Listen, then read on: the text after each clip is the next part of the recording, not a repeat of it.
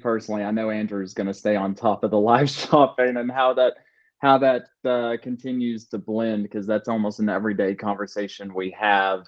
But one of the things in year 21 and 20, well, actually 19, we've all really been talking about audiences and the audiences of what is first party, second party, and third party. And we continued with that education.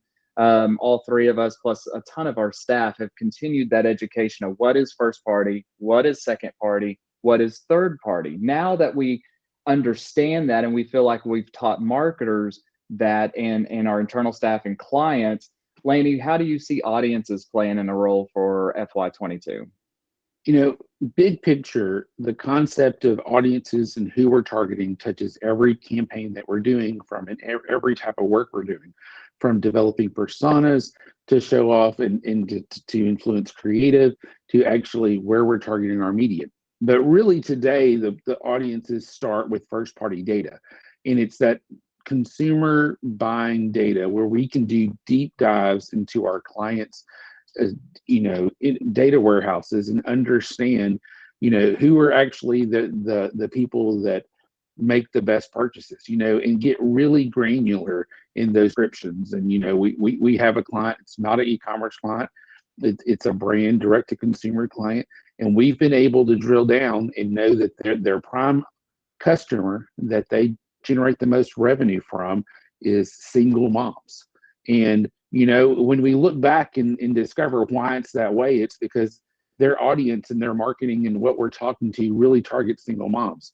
But we also have a secondary audience of like families over 50. So how do we not only talk to those and developing messages around those audiences to target them, but also what kind of media channels, where are we placing the audience, what kind of data using? And then, in the cookieless world, how do we target that household? Rather than consumer behaviors, how do we target that household of who they live and where they live? And, all the different new methodologies that are coming out to target unique audiences. And, we were all worried a couple of years ago when people started talking about eliminating third-party cookies from Chrome. But really, this has generated and made a whole lot of more new opportunities and new ways to target people and new ways to identify people that are honestly a lot stronger than depending on cookies. And it's kind of funny that we're entering this third wave of the web, and a lot of technologies that the web was built on, like cookies, or, you're going to talk about email in a second, are kind of going away or changing, and there's things to take its place. And the concept of audiences is very, very old. It's, the original Mad Men advertising world talked about audiences and focused on audiences and the right message and aligning everything. And that really hasn't changed. So we're moving to that. Audience is a big deal. Well, let me ask you something, Laney. Is it, when you're talking about first party versus third party, on the creative messaging, does that impact and does that change? Oh, I think 100%. I mean, knowing who your audience is, you not only want to reflect your audience you want the audience for them to see themselves in the messaging, but the creative that you use, your audience wants to be you want your audience to see themselves and picture, that I am the customer that you already have, that you serve well, and when audiences see themselves as their customers, that transaction's a whole lot smoother and cleaner. And whether you're talking about a direct-to-consumer brand, or even attorneys, or John Deere, or a car dealership, or a healthcare chain, it all works across the same. The concept of the audiences and first party seeing themselves is the same. Go ahead. I 100% agree. And I think that's why we've seen such success with like responsive and dynamic advertising, because we're able to, at scale, like very easily create relevant messaging and like relevant creative to show to that relevant audience. And I think that's another, I'm not going to dive into it, but I think responsive and dynamic advertising are a huge opportunity for like targeting that relevant audience with the relevant messaging like you were talking about. Because previously, like with static advertising, you had to make all these different ad sets or all these different campaigns, but now you can really set one, and this automation and these different tools will like kind of spit out that relevant messaging and creative. So I completely agree with what you said. On the third party audiences, we have seen a decline of those third party audiences just in the year alone of FY20 and 21.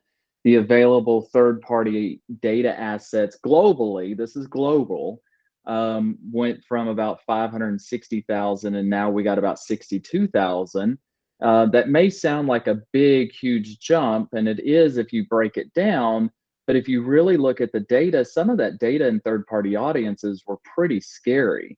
And it was very finite, pinpointed of a specific purchase or a specific second party data, that kind of stuff. But now third party audiences have kind of, I wouldn't say be generalized, but it's not as scary as some marketers knew that there was something out there that could target something that specific. Laney, do you want to hit on that any?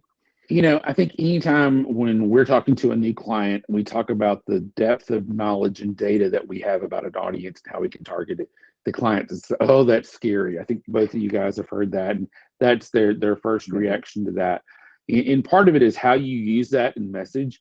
It's almost like you have to keep that in your back pocket and not show them as you're talking about the creative. The creative is going to target that way, but you're not going to say, hey, I know you because of blah, blah, blah, blah. It's more like it's a general understood, and we use that as a lever to reach out to them. But without a doubt, we're losing some of that data and some of that specificity that we can target an audience. And to a certain degree, that's a good thing, because a lot of times I always had an issue when we layer down to a really tight audience. Oh, there's 8 people in Iowa that can respond to this. I mean, because you could do that if you layer your data right.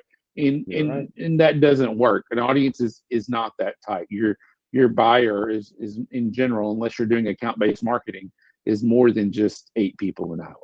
Oh, I totally agree. And I think it's for the good. And all of us as companies, all of our companies, we fully believe this is the right direction in the privacy world. It is not that we go against that. It's a good thing.